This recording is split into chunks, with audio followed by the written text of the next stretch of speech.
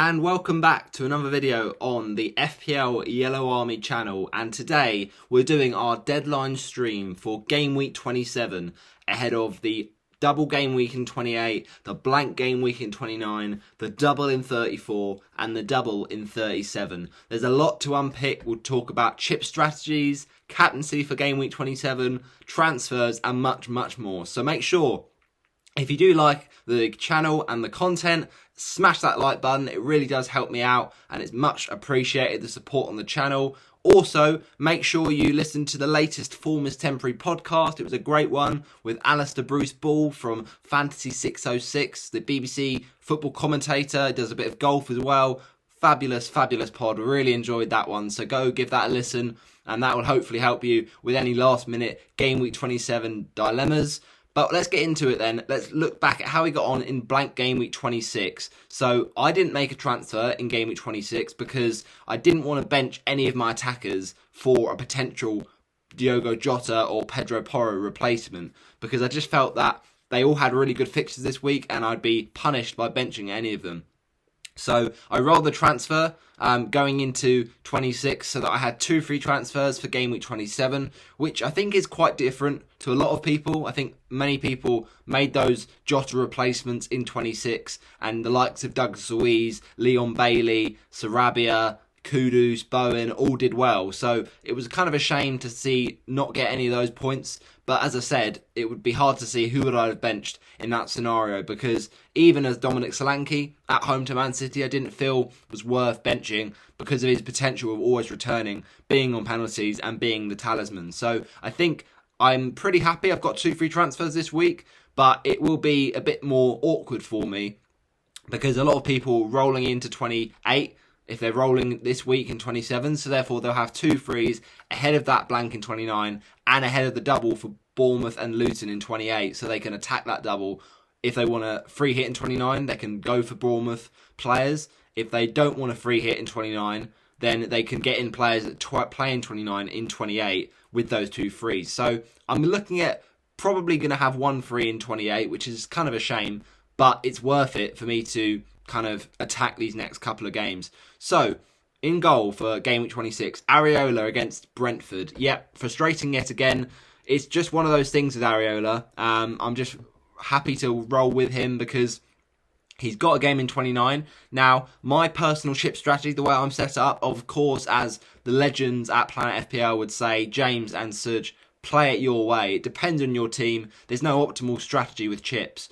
But I looking like I'm probably going to free hit in 29 because as of now, I currently have 4 players for Game Week 29. And yeah, okay, I could get to 7 if I do, for instance, 2 transfers this week, maybe roll in 28 and then do 2 transfers in 29. But 7, it's not great. And I'm looking ahead to Game Week 34. Would there be much upside of using the free hit then?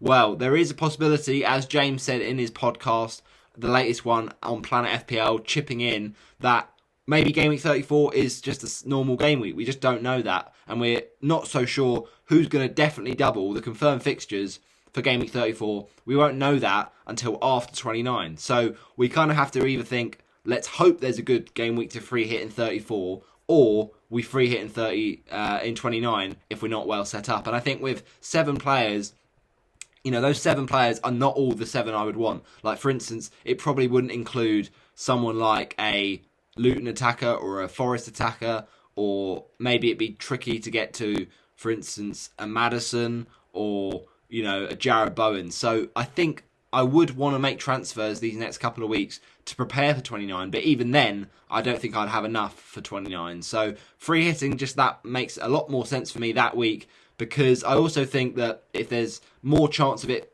basically going wrong if I free hit in 34, because then I'm taking out potentially great singlers for the sake of a double in 34 that might not even happen.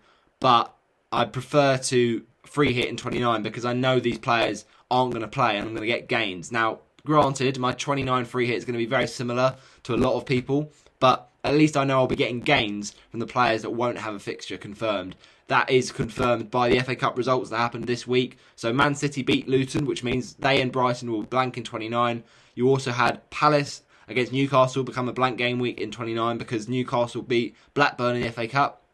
Also, Manchester United beating Nottingham Forest means that Man United and Sheffield United will blank in 29, and that means that Forest and Luton will play in 29. So, interesting that one for the free hit. Also, we had the game Wolves-Brighton. Now, because Wolves ended up winning that game, they will also blank in 29. So that's not great for those Hwang Hee-chan and Neto owners, especially Hwang Hee-chan now that he's ruled out of Game Week 27's fixture. But he could come back for the Fulham game, which is a tasty one. And then the situation there also with the other game in Game Week 29 that was going to be a potential if Chelsea had lost, but because Chelsea beat Leeds, then Arsenal and Chelsea will blank in 29. So yeah, all in all, not looking good for 29, and a lot of the upsets we were hoping to happen didn't. So that means that I think 29 just makes a lot of sense for a lot of people. But Areola, even if I don't free hit in 29 by some miracle, which I wouldn't expect to happen, then at least Areola's there for the fixture in 29. My backup is Dubravka, so I've got Dubravka there, when he's got a good fixture. But this week, for instance, Areola's got Everton away. I fancy that compared to Dubravka having Wolves at home. So I think those two have been frustrating, but I'm just going to ride with it, with Areola getting a game in 29, Dubravka not. If I don't free hit, at least I've got a keeper. The back three then, I had brought in Nathan Ake for the double, head of 25, and it was frustrating to see him benched in that Brentford game.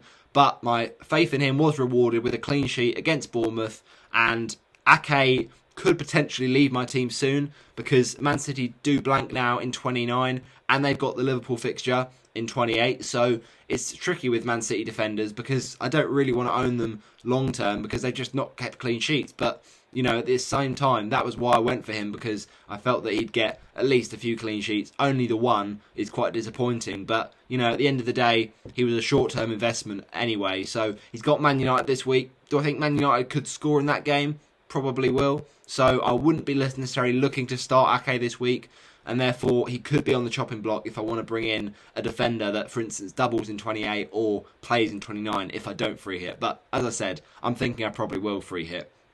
Saliba 2 and Gabriel 2. Arsenal defence has been a bit up and down this season. We know they've had good moments, they've had bad moments. Gabriel, we thought nearly scored against Newcastle. It wasn't. It was an own goal for Botman. And then the clean sheet wipeout was painful late on there with Joe Willock scoring. So, yeah, not ideal for the Arsenal defence this week. But the fact that is that they blank in 29. So if I can get away with holding one of Gabriel or Saliba, then it doesn't really matter because I'll probably be wildcarding in Game Week 30 anyway.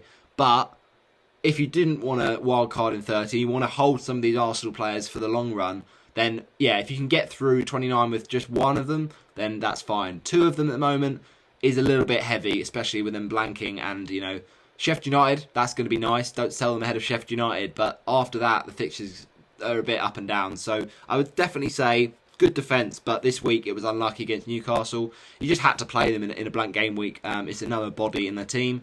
And Gabriel would probably be the one I'd keep over Saliba just because of the more goal threat usually. Yeah, they're decent picks. Midfield, we had Pascal Gross deliver yet again. 9.9% differential, came up with another assist, and yeah, he's top of the bonus points now for all FPL players. So he's been a fantastic differential. Back in last week, I think it was 5.5% owned when he got his returns against Crystal Palace. So it's amazing, really, to see how many people bought him ahead of that game against Everton. But yeah, he has been very consistent. He's got Fulham this week, so I don't see any reason to take him out until the fixtures turn for the worst. Obviously, he's got the blank in 29 as well. So, yeah, happy to keep him in, really. Saka, absolute legend. Hauled again in their game. Arsenal, they're looking so strong at the moment. And, yeah, he terrorised that Newcastle defence. And Saka does blank in 29, but, again, he's just worth keeping. A possible captaincy option in Game Week 27. Hwang Hee-chan, I had him for a lot before the Asia Cup and held him all this time. So, I'm quite glad in a way that he's got ruled out for this weekend, because it's karma, isn't it? It's karma for those people that went for him and followed the bandwagon. All right, if you didn't already own Hwang, what were you doing? Because he was such a juicy differential. No, it was nice to, in all honesty, in all seriousness, to get his points in the period between around Game Week 9 and Game Week 25 was lovely. Obviously, he got his return just before he went off the Asian Cup with that assist against Everton. But yeah, Hwang obviously blanked against Sheffield United. It's a bit disappointing. Sarabia got the return, and all these other players, these kind of midfielders outside of Hwang, Bailey, Louise, Kudus, Bowen, they all returned. So it was a bit painful, but still, Hwang has done well for me this season, so I can't complain. And he could well be on the chopping block in future weeks. Obviously, he's ruled out of this game, but he has got Fulham. If he's back for that, then I might want to keep him. But we'll have to see. Obviously, blanked in 29 as well, so that's the thing to factor in. And then Foden, 11-pointer. Lovely to see that. The first time Foden's ever returned for me in FPL. It's a nice thing to break the hoodoo. Because, yeah, he's always been benched or blanks or just nothing in my team when I've had him before. And then when I don't own him, he goes off. So great to see that double-digit return from Phil. And yeah, I don't see any reason to take him out ahead of Man United because, he scored a hat-trick in that game last season. So yeah, looking like a nice midfield that. Then the front three, pretty template, but it's just been really successful the last few weeks. Watkins, 9-pointer against a side in the face of... I do think I was tempted by captaincy, I'll be honest, on a Watkins, and I didn't really go for it because of the threat of Haaland going off against Bournemouth. But yeah, I looked at that Nottingham Forest fixture and thought maybe Watkins could be a captaincy shout, but in the end, I never really thought I would go for it. But yeah, nice to see him keep on returning. Plays in 29, absolutely essential for 29. And yeah, great asset to own. Haaland, 10-pointer. Bit frustrating for the captaincy, just the assist. But, at the end of the day, it's a return, so we're not going to hate on it too much. And then Solanke blanked against Man City, which was a blessing in disguise for that Ake clean sheet there. So, yeah, Solanke now, I doubt going into game week 27 with that injury. We'll have to see if he definitely plays the Burnley game, because we're going to want him for double game week 28. The bench then, we had Dubravka, who didn't play due to illness, so I picked the right goalkeeper there. Doughty did have the blank game week, and he did go off in the Liverpool game with a slight injury, but he should be fine for game week 27 against Aston Villa. Then Pedro Porro, he kept in my team because I basically replaced... I brought in Ake, I replaced Trippier, because I didn't fancy their fixture against Arsenal. He ended up getting 0 points, so that was a good decision. But I kept in Porro on the basis that I thought he might be back for game week 27. That's now looking more and more unlikely. Porro's not definitely out of 27, but I'd be very surprised if he played. So, yeah, it's not looking good. Jota, I think that Jota with him, it's just a case of wait and see who to bring in, because I didn't want to do it in game week 26 because of the great fixtures I had for my attackers. This week, though, with the Hwang injury, that is an opportunity to bench Hwang and replace Jota, and therefore I can fit in a Jota replacement. Because if Hwang's back next week, then I won't want to sell him, but I will want to sell Jota, who I know is out for a few months. So, yeah, that's my situation. But it's another green arrow. That's now 9 green arrows in a row. It's been a really nice part of the season. We're on a great run at the moment. And, yeah, just looking to kind of carry on these green arrows up into an overall rank of 102k, 1,609 points overall. So it's a really nice period of the season. If we can keep this going through to game week 29 and beyond that, then that would be fantastic. And obviously this is where the chips come in, so free hitting in 29, hopefully that will help me out. But yeah, going into game week 27 then, our team selection, this is how we're looking for the regular game week. It's nice to call that a regular game week for once. So the deadline, 1:30. Areola's in the sticks against Everton because I feel like West Ham probably do keep a clean sheet in that game. I say that, West Ham haven't done that this season a lot, but still, hopefully there's at least some save points, if not a clean sheet, for Alphonse Areola. And, at the end of the day, it wasn't great to see a 2-pointer against Brentford, but when you think about it, he conceded 2 goals. He gets save points, so you can always back that. And I just don't think it's worth a goalkeeper switch. I thought about maybe a Neto from Bournemouth, because he's got the double in 28, but remember also, he'll blank in 29. So it's a tricky one, because there's not a lot of upside with goalkeepers, and goalkeeper transfers are just a bit pointless. Now, I do have 2 free transfers, so it wouldn't be a -4, but I still think, I'm not that bothered by Neto. If he gets, 6 points across the double, then fine. But at the same time, I'm happy to just roll with Areola. And yeah, to be honest, I'm not that fussed about Bournemouth defence as much as West Ham defence, even with the extra fixture. The defence then we've gone for is Ake, Saliba and Gabriel. Now, the reason I've got Ake in there is because I'm thinking I might sell Ake. It's kind of my dilemma this week, is whether I sell Ake or whether I sell Pedro Porro, because there's no guarantee Porro's out, but I feel like there's a chance that he is.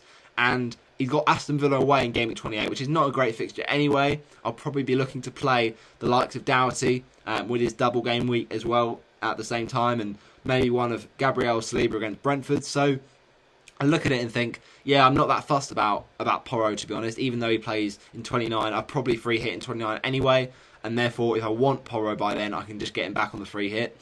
But Ake, Man United at home, not a bad fixture, but I think City probably do concede in that one. So I think either Ake or Porro. The thing that makes more sense to me is probably selling Porro, just because I'm thinking if I get in a cheap defender this week and a replacement for Jota, then I'll have enough money, a bit of money in the bank left over to then make my moves in Game Week 28. So I'm thinking if I sold Ake, I'd have less money in the bank than if I sell Porro, because Porro is more expensive, therefore I'll have more flexibility to make those transfers if I sell Porro. So probably will end up benching Ake and starting Porro, but then obviously transferring out Porro. So I really hope that doesn't come back to bite me. If Porro somehow magically plays, that would be a real shame. But at the same time, I have to look at it and think, what's more flexible in terms of transfers, and it is to sell Porro. And yeah, as I said, I'm not that fussed about him facing Aston Villa. So it's funny in a way. I was going to keep Porro for that Palace game if he was going to be fit. We don't know that's for sure. If he is fit, I probably would have sold him anyway, because now I'm thinking about strategy ahead of Game Week 28 as well, with the double game week. And one of the replacements I want to get for Jota is expensive enough that really I can't afford to just do the Jota to this midfielder move, because there's going to be priced out otherwise. So I need to sell one of my more expensive players to afford that move. And I thought about maybe doing Areola to Kelleher, because I can do that. But the thing with that is, again, it's a bit of a boring transfer. I don't think that Kelleher or Neto is that exciting for this week and this week only, really, with Kelleher, because then against Man City I wouldn't want to play him. So I kind of think it's either Neto or a replacement for Porro, and I just prefer the potential upside of a replacement for Porro, who, to be fair, I'd probably be playing in both game weeks, the Porro replacement, whereas, you know, the Kelleher thing, I would only play in 1 week. Neto, okay, yeah, but he's a keeper, so there's not a lot of upside. So therefore, it makes more sense to me to sell Porro over Ake, I think, because Ake's got Liverpool away. Next week I can just bench him, and Ake this week, you know, if I'd have replaced him, and let's say Ake, for instance, scores against Man United, obviously it'd be painful to have Ake on the bench for that, but I'd also feel like, you know, he's an option if I need it in Game Week 28, whereas Porro, I'm not too convinced about that either. So it's kind of a 6 of one, half a dozen of the other, not too fussed about either of them. But therefore, that's my move, probably. Porro to my defender. So then, yeah, that's the lineup we're going for. So we're going to have Doughty on the bench, because I think that Watkins will probably score. Ake's probably going to concede, so just worth benching him. And then Hwang Hee-chan is ruled out of the weekend. Now, Solanke's a wait and see. If Solanke doesn't play, then Doughty can come off the bench. That's fine with the amount of attacking threat that Doughty possesses. Dubravka's also got Wolves, which I think Wolves probably do score. So my transfers this week then, we've got Pedro Porro going to Zabarnyi. Yep, that's Bournemouth's defender, Zabarnyi. I did think about Senesi, but with the fact that Bournemouth, you know, have that double, if Senesi gets booked in the next 2 games, then he'll miss the second game in the double, and I probably would want to wait until 28 to bring in Senesi, because he's got attacking threat from set pieces. But I'm not really willing to wait this week for a defender. I need a replacement for Porro or Ake, because I don't really fancy either of them this week, with Porro's potential injury and Ake's not great fixture. So I'd be looking to get a defender this week. So therefore, preparing for that double in 28, knowing that I'll be free hitting in 29, it's not a problem to get a Bournemouth player, because although they were blank in 29, I can free hit them out. So yeah, it's quite nice to have another doubler ahead of 28 as well. So I think I'm probably going to do that. Porro to Zabarnyi, and then I'm also thinking of doing Jota. That's also a transfer I'm thinking of. Jota out for Son. Now, I talked about Neto.